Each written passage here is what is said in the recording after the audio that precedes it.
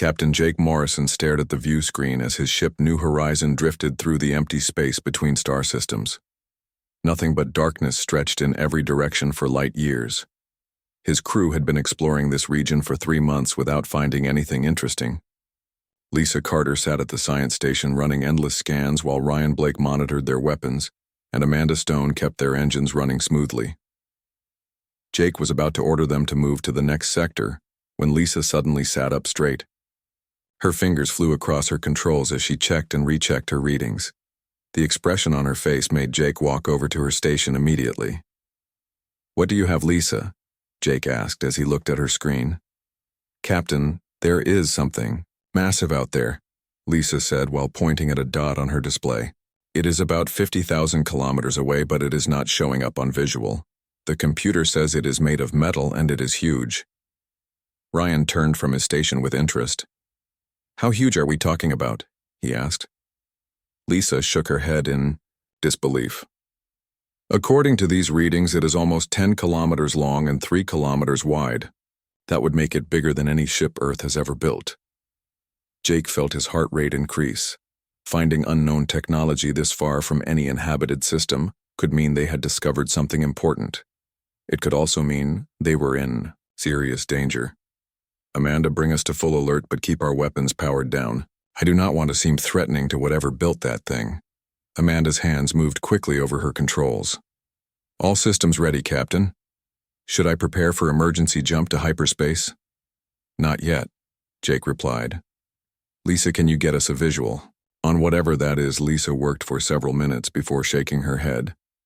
"The object is not reflecting light normally, Captain. It seems to be absorbing most electromagnetic radiation that hits it. I can try using our spotlight array." "Do it," Jake ordered. The main screen flickered, and then showed them something that made everyone on the bridge go silent. Floating in the void was a massive structure that looked like it had been built by human hands. The design was clearly Earth-based, but the technology was far beyond anything they had ever seen. Strange symbols covered the hull and energy patterns moved slowly across its surface like a sleeping heartbeat. Ryan was the first to speak. "Captain, that looks human, but according to our databases, Earth has never built anything like that." Lisa ran more scans while Amanda kept their ship at a safe distance. "Carbon dating shows this structure is over 10,000 years old," Lisa announced. "That would put it from before recorded human history." Jake stared at the ancient vessel. "Are there any life signs aboard? Negative, Captain, but there are definitely power readings. Whatever this thing is, it still has active systems after all this time." The crew spent the next several hours studying the mysterious structure from a distance. Lisa discovered that the symbols on the hull were not random decorations, but seemed to be some kind of language. Ryan found that the object had weapon systems built into its hull, but they appeared to be completely inactive. Amanda detected that the structure was slowly rotating and seemed to be scanning space around it. "Captain, I think we should try to make contact," Lisa suggested. "If this is human technology from our past, we might learn something important about our history." Jake considered the risks. They were light years from the nearest help and had no idea what they were dealing with. But the potential discovery was too important to ignore. "Ryan, I want you to keep our weapons ready, but do not target that structure. Lisa, see if you can establish any kind of communication link." Lisa began broadcasting standard greeting messages on multiple frequencies. For almost an hour, nothing happened. Then suddenly, every system on New Horizon lit up with activity. The ancient structure was responding to their signals. A voice spoke through their communication system in perfect English. "Greetings, travelers. I am Sentinel Primary Intelligence of Guardian Prime. You carry the genetic markers of my creators. How long has it been since the Guardians withdrew from active service?" The bridge crew looked at each other in shock. Jake cleared his throat before responding. "This is Captain Jake Morrison of the Earth vessel New Horizon. What do you mean by Guardians?" "You do not know," Sentinel replied with what sounded like surprise. "How strange. Your species once served as protectors of this galaxy sector. The Guardian vessels were built to maintain peace and protect developing civilizations from threats.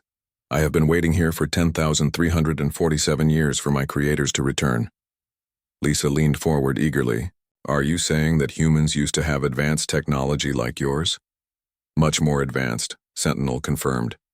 Your people possessed the ability to travel faster than light without mechanical propulsion. They could manipulate matter and energy at the quantum level. Most importantly, they had the wisdom to use such power responsibly. Amanda spoke up from her station. What happened to them? Why did they disappear? There was a long pause before Sentinel answered. They made the ultimate sacrifice to protect all life in this galaxy. A great enemy came from beyond the galactic rim. The Guardians fought them back at the cost of their advanced civilization. They chose to forget their power and live simple lives rather than risk becoming like their enemies. Ryan looked confused.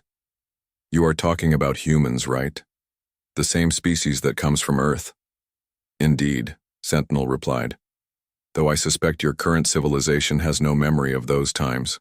The Guardians believed it was better for humanity to rediscover their power slowly, when they were ready for the responsibility that comes with it. Jake felt a chill run down his spine. Why are you telling us this now?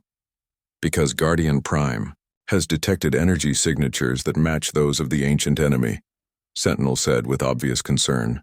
They are returning and this galaxy will need its protectors again. The bridge fell silent as the implications sank in. Lisa was the first to recover. Can you prove what you are telling us? I can do better than that, Sentinel replied. I can show you what your people were truly capable of. But I must warn you that this knowledge will change everything. Once you understand what humanity really is, you cannot return to your previous ignorance. Jake looked at his crew and saw determination in their faces. Whatever they were about to learn would alter the course of human history. Show us, he said simply. Guardian Prime began to glow with energy that had been sleeping for 10 millennia. Admiral Susan Hayes stood in the command center of Earth Defense, watching the incoming messages flood her screens. Every major alien government in the galaxy was trying to contact Earth at the same time. The communication array was overloaded, with urgent transmissions all marked with the highest priority codes. Admiral, we have High Commander Zeth of the Kandorian Empire requesting immediate conference, reported Lieutenant Commander Pete Johnson from the communications station. He says it concerns an ancient human vessel that has awakened. Susan felt. Her blood turned cold. The only human vessel in deep space was Captain Morrison's exploration ship. Put him through immediately, she ordered. The main screen showed the reptilian features of High Commander Zeth. His usual calm demeanor was completely gone, and his eyes showed something Susan had never seen before in a Kandorian leader. Fear. Admiral. Hayes. Zeth began without any diplomatic pleasantries. Our deep space monitors have detected the activation of a Guardian vessel in Sector 7. Please tell me your people do not know what they have awakened. I am not sure what you mean, Commander, Susan replied carefully. We have one exploration vessel in that region, but they have not reported any unusual discoveries. Zeth's expression grew even more worried. Admiral, your species may not remember, but mine does. Our oldest records speak of the Terran Guardians, who once maintained peace throughout this galaxy. They possessed technology that made them virtually unstoppable. Before Susan could respond, another communication came through. Dr. Helen Wright from the Xenoarchaeology Department appeared on a secondary screen. Admiral, I am receiving data packets from over 40 different alien civilizations. They all contain historical records about ancient humans. Susan authorized the connection, and soon her screen was split between Commander Zeth and Dr. Wright. Doctor, what exactly are these records telling you? Helen looked through her data with obvious excitement. Admiral, according to these files, humans once had ships that could move without engines and weapons that could destroy entire fleets with single shots. But that is not the most interesting part. Continue, Doctor, Susan said while noting that Commander Zeth was nodding in agreement. The aliens describe humans who could somehow convince entire civilizations to stop fighting through methods they could not understand. These Guardians never conquered anyone, but they could end wars simply by asking the participants to reconsider their actions. Commander Zeth interrupted. Your people were not rulers, Admiral. They were protectors who appeared whenever innocent species were threatened. Our records show that Guardian vessels would arrive at battlefields and somehow make. Both sides realized that fighting was pointless. Susan tried to process this information. You are telling me that humans once had some kind of mind control technology. Not control, Zeth corrected. Persuasion beyond anything we could comprehend. The Guardians could make the most violent warlords see the futility of violence without forcing them to do anything. They would simply present truth in a way that could not be denied. Dr. Wright pulled up more files on her screen. Admiral, I am also receiving weapon specifications that do not match any known physics. These Guardian vessels apparently had defensive systems that could protect entire star systems and offensive capabilities that worked by altering fundamental forces. Another communication request came through and Susan accepted it. Counselor Vera of the Peaceful Nexus Alliance appeared on screen. Unlike the usually serene diplomat, Vera looked deeply disturbed. Admiral Hayes, Vera began. My government has authorized me to share our most protected historical archives with you. We need to know if your people are preparing to resume their role as guardians. What role exactly? Susan asked. Vera transmitted a data package to Earth Defense. 10,000 years ago, a threat came from beyond our galaxy. We call them the Devourers because they consumed entire star systems for energy. The Terran Guardians were the only force capable of standing against them. Dr. Wright studied the new data quickly. Admiral, these files describe beings that convert matter directly into energy on a massive scale. According to this, they attacked our galaxy once before, and were only stopped by human intervention. Commander Zeth spoke up again. The cost was terrible, Admiral. The Guardians who fought the Devourers gradually became something other than human. They gained the power to face cosmic threats, but lost their connection to normal life. Susan felt the weight of galactic history settling on her shoulders. What happened to these Guardians? They won the war, Counselor Vera explained. But afterward they chose to disappear rather than rule over the species they had protected. Most alien governments believed they had died in the final battles. Dr. Wright looked up from her analysis with a pale face. Admiral, there is something else. These records all mention that Guardian vessels were programmed to reactivate if the Devourers ever returned. The implications hit Susan like a physical blow. Are you saying that Captain Morrison's discovery means the ancient enemy is coming? Back before anyone could answer, a new communication came through. This one was from Warlord Crix of the Savage Hordes. The brutal alien leader who had never shown respect for any other species now looked genuinely terrified. Human Admiral Crix said without his usual threats or demands. My scouts report dark, shapes moving in the void beyond the galactic rim. They match descriptions from our oldest nightmares. The Devourers have returned. Susan authorized a priority transmission to Captain Morrison, but received no response. His ship was too far away for real-time communication. Whatever was happening out there with Guardian Prime would have to play out without guidance from Earth. Dr. Wright continued studying the alien archives. Admiral, these files suggest that Guardian technology is still hidden throughout human space. The ancient humans apparently embedded their systems into human colonies and ships as a safeguard. Hidden how? Susan demanded. According to these records, Guardian technology appears as normal human equipment until activated by specific conditions. Our own ships and stations might contain sleeping Guardian systems that we have never noticed. Commander Zeth leaned forward on his screen. Admiral Hayes, my government formally requests that Earth begin preparing for what is coming. If the Guardians are truly awakening, then this galaxy will need their protection again. Susan looked at the alien leaders on her screens. Representatives of 3 major galactic powers were asking humanity for protection against a threat that had apparently required the sacrifice of an entire advanced human civilization to stop. I need time to consult with my government, she said. Finally. Time is something we may not have, Counselor Vera replied sadly. If the Devourers are returning, then the awakening of Guardian Prime may be our only warning. As the communications ended, Susan stared at the data streaming across her screens. Somewhere in deep space, Captain Morrison was learning secrets that could change everything. Meanwhile, Earth remained completely unprepared for a destiny that apparently stretched back 10,000 years into their forgotten past. Lieutenant Colonel Pete Johnson stared at his sensor readings in disbelief. The remote monitoring station at the galaxy's edge had been quiet for 15 years until today. Now his screens showed gravitational anomalies that defied every law of physics he knew. "Dr. Green, get over here and look at this," Pete called to the station's only scientist. Dr. Rachel Green hurried over from her research console. She was studying galactic radiation patterns when Pete's urgent tone caught her attention. What she saw on his screens made her grab the edge of his desk for support. "Pete, these readings show structures larger than entire solar systems," Rachel said while checking his calibrations. "Are you sure your equipment is working properly?" Pete had already run every diagnostic test twice. "Everything checks out, Doctor. Something massive is moving in the void beyond our galaxy, and it is definitely artificial." Rachel pulled up her own analysis programs and began studying the data. The numbers made no sense according to conventional science. "Pete, look at this energy signature.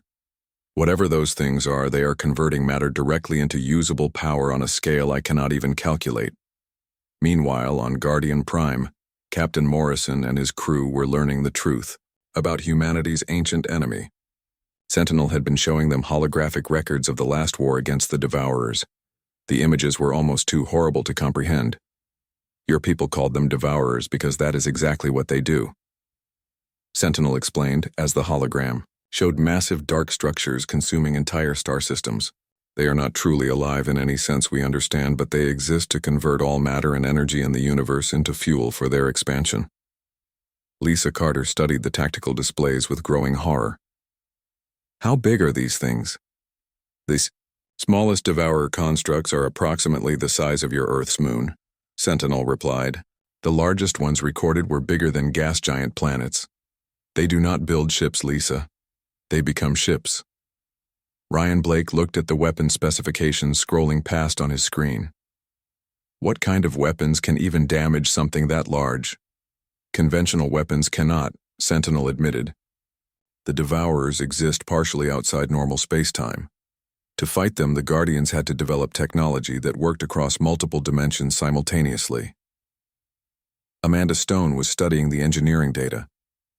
"How did humans 10,000 years ago develop this kind of technology?" Sentinel paused before answering. "They did not develop it, Amanda. They became it. The Guardian vessels were not just ships operated by humans. They were humans transformed into living weapons capable of existing in the same dimensional space as the Devourers." Captain Morrison felt cold dread settling in his stomach. "What do you mean they became the technology?" "The process of fighting. The Devourers changes those who attempt it," Sentinel explained. "Human consciousness had to expand beyond normal biological limits to comprehend weapons that alter fundamental forces. The Guardians gradually stopped being human in any recognizable sense." Back at the Galactic Edge monitoring station, Pete and Rachel were tracking more anomalies. The massive structures were definitely moving toward their galaxy, but at speeds that seemed impossible. "Dr. Green, how long until those things reach inhabited systems?" Pete asked while calculating trajectories. Rachel ran the numbers several times before answering. "At their current speed, they will reach the outer colonies in approximately 6 months. But Pete, these readings suggest they are accelerating. I need to contact Earth Defense immediately," Pete said as he opened emergency communication channels. On Guardian Prime, Sentinel was revealing more disturbing information to Morrison's crew. "The Devourers are not motivated by hunger or conquest in any way you would understand. They exist to return the universe to a state of perfect entropy. All organized matter and energy represents an obstacle to their purpose. Can they be reasoned with?" Lisa asked hopefully. "No," Sentinel replied firmly. "The Guardians tried communication during the first encounters. The Devourers do not hate other life forms. They simply process them as efficiently as possible. Attempting to negotiate with them would be like trying to convince gravity to flow upward." Amanda was studying power flow diagrams. "Sentinel, how many Guardian vessels were there during the last war?" At the height of the conflict, humanity had awakened over 10,000 Guardian vessels and installations throughout the galaxy. By the end of the war, fewer than 100 remained functional. Ryan looked up from his tactical analysis. "What happened to the others?" They were destroyed fighting the Devourers, or their human crews chose to shut them down permanently rather than complete their transformation into something that could no longer connect with the species they were protecting. Captain Morrison realized the terrible choice that lay ahead. Sentinel, are you saying that to fight these things humans have to give up being human? Not entirely, Sentinel said carefully. But the process of wielding Guardian technology does change those who use it. The question is whether humanity is willing to accept that cost again. Back at Earth Defense, Admiral Hayes was receiving Pete's emergency reports about the approaching structures. The descriptions matched perfectly with the historical records she had been studying. Admiral, we have confirmation that massive artificial constructs are approaching from beyond the galactic rim, Pete reported through subspace communications. Based on their size and energy signatures, I believe we are looking at the Devourers the alien governments warned us about. Susan Hayes felt the weight of galactic survival settling on her shoulders. How long do we have, Colonel? Current projections? Give us less than 6 months before they reach inhabited systems, Admiral. But these things appear to be getting faster as they approach our galaxy. On Guardian, Prime Sentinel was preparing to reveal humanity's hidden legacy. Captain Morrison, your species has a choice to make. Guardian technology was embedded throughout human space before the withdrawal. Every major colony, every Earth vessel, every important installation contains sleeping systems that can be awakened. What kind of systems? Morrison asked. Defensive grids capable of protecting entire star systems. Manufacturing facilities that can convert raw matter into Guardian vessels. Communication networks that operate across impossible distances. Most importantly, weapons that can reach across dimensional barriers to strike at Devourer constructs. Lisa looked concerned. Why was this technology hidden from us? Because your ancestors believed it was better for humanity to rediscover their power gradually when they were mature enough to handle the responsibility, Sentinel explained. Guardian technology requires complete commitment from those who use it. There is no way to wield such power casually. Amanda studied the activation protocols appearing on her screen. How do we wake up these hidden systems? Guardian Prime is already transmitting activation codes to installations throughout human space, Sentinel replied. But the decision to accept this responsibility must be made by humanity as a whole. Captain Morrison stared at the data streaming across his screens. Ancient human technology was awakening on every human world. Weapons capable of fighting cosmic threats were coming online after 10,000 years of sleep. But using them would fundamentally change what it meant to be human. The choice that had faced their ancestors was now facing them. Save the galaxy, but lose their humanity, or remain human and watch everything they cared about be consumed by an enemy that existed only to destroy. Captain Steve Mitchell was running routine patrol near the Jupiter colonies when his ship's computer suddenly came alive with systems he had never seen before. Warning lights flashed across his bridge as new displays appeared showing weapon configurations that did not match anything in Earth's databases. Computer, what is happening to my ship? Steve demanded as his crew scrambled to understand the changes. Guardian protocols activated. The computer replied in a voice that sounded different from its normal programming. This vessel has been upgraded to Guardian standard defensive configuration. All systems are now operating at enhanced capability levels. Steve's tactical officer ran diagnostics on their weapons. Captain, our missile launchers have been replaced with something called quantum disruption arrays. Our shields are now reading as dimensional barrier generators. Meanwhile on Earth, President Karen Adams was dealing with similar reports from across the planet. Every major installation was experiencing mysterious system upgrades as ancient technology awakened from 10,000 years of sleep. Madam President, we have reports coming in from Stonehenge, the pyramids, Easter Island, and 17 other historical sites, reported her chief of staff. All of them are displaying massive energy readings, and our archaeologists say they are seeing technology that should not exist. Dr. Tony Rodriguez was at the Nazca lines when the ancient systems activated. The famous patterns in the desert began glowing with energy that could be seen from orbit. Ground-penetrating scans revealed a vast network of machinery buried beneath the surface. This is incredible, Tony reported to his research team. The Nazca lines were not just artistic expressions. They are components of a planetary defense grid that has been waiting here for thousands of years. Back on Guardian Prime, Captain Morrison was learning the full scope of what humanity was becoming. Sentinel showed him real-time displays of awakening, Guardian installations throughout human space. Every human colony contains Guardian technology, Sentinel explained. Your ancestors embedded defensive systems into the foundations of your civilization itself. They knew that when the Devourers returned, humanity would need to transform quickly or face extinction. Lisa Carter was studying the transformation protocols. Sentinel. What exactly happens to humans who use Guardian technology? The process begins with expanded awareness, Sentinel replied. Users develop the ability to perceive multiple dimensions simultaneously. This is necessary to detect and engage Devourer constructs, which exist partially outside normal space. Ryan Blake looked concerned. What comes after expanded awareness? Enhanced computational ability. The human brain adapts to process tactical information across vast distances and multiple timeline possibilities. Guardian commanders can coordinate battles spanning entire galactic sectors while simultaneously managing individual weapon systems. Amanda Stone was monitoring the changes happening to their own ship. I can feel something changing in my mind when I interface with these systems. It is like seeing the universe from a completely different perspective. Colonel Nancy Price commanded the first fully awakened Guardian vessel called Eternal Watch. Her ship had been a simple transport until the activation codes reached it. Now she was learning capabilities that defied everything she thought she knew about physics. Navigation report, Nancy ordered as her crew adapted to their transformed vessel.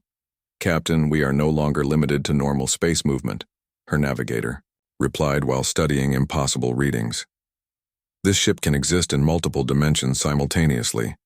We could travel to any point in the galaxy instantaneously. Nancy tested their new weapons on an asteroid and watched in amazement as the target simply ceased to exist. Tactical, what exactly did we just fire? The weapon does not destroy matter, Captain. It convinces matter that it never existed in the first place. According to these readings, we altered the quantum probability that held the asteroid together. On Earth, President Adams was receiving reports that painted a picture of humanity's incredible transformation. Every human vessel in space was becoming something far beyond conventional technology. Ground installations were revealing defensive capabilities that could protect entire star systems. But the most disturbing reports came from the personnel operating Guardian systems. Dr. Ellen Davis had volunteered to interface directly with the Planetary Defense Network. Her reports described changes that worried everyone who read them. The network consciousness is vast beyond description, Ellen reported from her connection chamber. I can sense the approach of the Devourer fleet across impossible distances, but maintaining this awareness is changing how I think about everything. President Adams spoke with Ellen through video link. Doctor, are you still yourself? Ellen paused before answering, and when she spoke, her voice carried an odd quality. I am still Ellen Davis, but I am also becoming something more. The Guardian network requires operators who can think on cosmic scales. My human perspective is expanding to accommodate responsibilities that span multiple galaxies. Captain Morrison was facing similar changes aboard Guardian Prime. His connection to the ship's systems allowed him to coordinate Guardian activations across light years of space, but the process was altering his fundamental nature. Sentinel, am I still human? Morrison asked as he felt his consciousness expanding beyond his physical body. You are becoming what humanity was always meant to be, Sentinel replied. The Guardians are not a different species, Captain. They are humans who accepted the responsibility of protecting life on a cosmic scale. Lisa Carter had volunteered to pilot the Guardian fighter systems and was experiencing the most dramatic changes. Her consciousness now existed partially outside normal time, allowing her to anticipate Devourer movements before they happened. Captain, I can see them coming, Lisa reported from her pilot interface. The Devourer advanced scouts are already probing our outer systems. They move through dimensions we cannot normally perceive, but in this state I can track their approach. Ryan Blake was adapting to Guardian tactical systems that operated by principles he was still learning to understand. These weapons do not fire projectiles. They project will and intention across space. The more determined the operator, the more effective the weapon becomes. Amanda Stone found that Guardian engineering required her to think about technology as living systems rather than mechanical devices. The ship is not just responding to our commands, it is learning from our intentions and adapting to serve our purpose more effectively. On Earth, the transformation was accelerating as more humans accepted connection to Guardian systems, but each person who joined the network became slightly less recognizable as the individuals they had been before. President Adams faced the terrible realization that saving the galaxy might mean losing humanity as they knew it. How many people will need to transform to fight the Devourers? She asked her military advisors. General Frank Murphy had been studying the tactical requirements. Madam President, the Guardian Network needs thousands of operators to function at full capability. But everyone who connects to the system begins changing immediately. The choice that faced humanity was becoming clear. They could remain human and watch the galaxy be consumed or transform into something capable of fighting cosmic threats but lose their essential nature in the process. Either way, the humanity that existed today would not survive what was coming. The Devourer main fleet arrived at the galaxy's edge like a wall of living darkness. Admiral Greg Turner watched from his command ship as sensors tried to process what they were seeing. The enemy constructs were not ships in any sense humans, could understand but massive entities that consumed space itself as they moved. Admiral, these things are each the size of solar systems, reported his sensor operator. They are converting entire star systems into energy as they advance. Greg knew his conventional fleet was helpless against such massive threats, but his orders were to buy time for the Guardian network to fully activate. All ships maintain defensive formation. We may not be able to win this fight, but we can show these things that humanity does not surrender easily. Meanwhile, Jake Morrison felt his human consciousness dissolving into something far larger as he merged completely with Guardian Prime. He could sense every Guardian vessel across the galaxy and coordinate their movements as if they were extensions of his own body. "Lisa, are you ready?" Jake asked through the Guardian communication network. He could barely remember speaking with voices anymore. Lisa Carter existed now as pure consciousness within the Guardian fighter systems. Her awareness stretched across multiple dimensions, allowing her to see the Devourer fleet's true nature. "Jake, they are not just physical entities. They exist across 17 different dimensional layers simultaneously." Ryan Blake commanded, "Guardian weapon systems that operated by altering the fundamental forces holding reality together. I have targeting solutions on the lead Devourer constructs. These weapons will reach them through dimensional space regardless of distance." Amanda Stone had become one with Guardian engineering systems that treated matter and energy as moldable concepts rather than fixed resources. "The network is ready, Jake. All Guardian installations are synchronized and operating at maximum potential."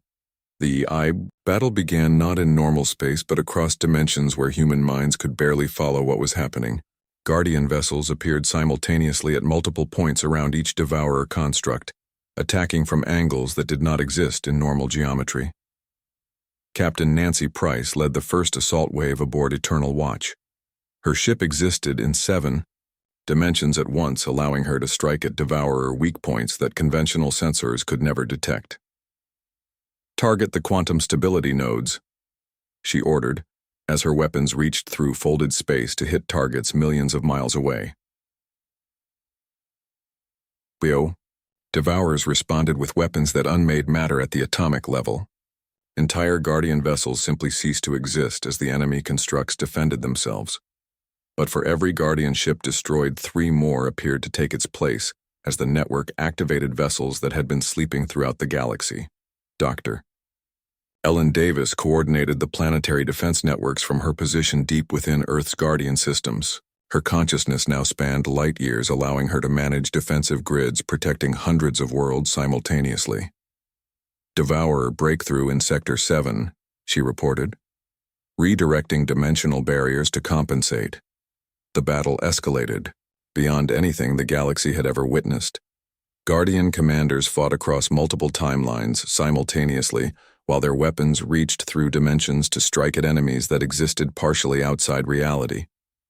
The Devourers responded by attempting to consume the dimensional foundations that Guardian technology depended on. President Adams watched the conflict from Earth's command center, knowing she was witnessing the transformation of her entire species. The humans operating Guardian systems were becoming something that could barely be called human anymore. Status report, she requested from General Murphy. Madam President, the Guardian Network is holding the Devourer advance, but the cost is enormous. Every human connected to the system is changing beyond recognition. We may win this war, but humanity, as we know it, will not survive the victory. Jake Morrison existed now as a distributed consciousness, coordinating Guardian operations across the entire galaxy. He could sense individual Devourer constructs being destroyed, but new ones kept emerging. From the void beyond reality, the main fleet is breaking through our outer defenses, he reported to the network. We need to use the core weapons. Lisa Carter understood what that meant. The core Guardian weapons could eliminate the entire Devourer fleet, but using them would complete the transformation of everyone connected to the network. They would become beings of pure consciousness with no remaining connection to human biology or emotion. Jake, if we use those weapons, we will not be human anymore, Lisa warned through their shared awareness. If we do not use them, there will be no humans left to protect, Jake replied as he felt his last connections to his original identity fading away. The Guardian Network activated weapons that operated by convincing reality itself to reject the Devourer presence. Massive constructs that had consumed entire star systems suddenly found themselves being unwritten from existence as Guardian technology altered the quantum foundations of space-time. The final phase of the battle took place in dimensions where only transformed consciousness could function. Humans who had once worried about simple problems like career advancement or personal relationships now wielded power that could reshape galaxies while fighting enemies that existed to return the universe to primordial chaos. When the last Devourer construct was destroyed, the galaxy fell silent. The Guardian Network had saved every living species, but the humans who accomplished this victory were no longer recognizable as the people they had been. Jake Morrison slowly withdrew from the network consciousness and tried to remember what it felt like to be an individual human being. The process was painful as his awareness contracted from galactic scales back to the limitations of a single mind and body. Lisa, can you hear me? He asked, using his voice for the first time in what felt like centuries. I am here, Jake, Lisa replied, though her voice carried harmonics that did not sound entirely human. But I do not think I can go back to being who I was before this happened. The other Guardian operators faced the same struggle as they tried to return to normal human existence after wielding cosmic power. Some succeeded in maintaining enough of their original personalities to function in ordinary society. Others remained, permanently changed by their experience of existing as living weapons. President Adams addressed the galaxy in the aftermath of the victory. The Devourer threat has been eliminated, but at a cost that no species should have to pay. Humanity will withdraw from galactic affairs again until such time as cosmic threats require our intervention. The alien governments that had begged for human protection now watched with mixture of gratitude and terror as the Guardians began shutting down their weapons and returning to simple human lives. They understood that humanity's greatest strength was not their ability to wield cosmic power, but their willingness to sacrifice everything, including their own nature, to protect others. Jake Morrison sealed Guardian Prime's systems and returned to his duties as a simple starship captain. But in his eyes remained the knowledge of what waited in the darkness between galaxies and what humanity would need to become again if the need arose. The heavens that had stood frozen in shock at humanity's awakening now watched with newfound respect as the Guardians chose to remain human rather than rule over the species they had protected.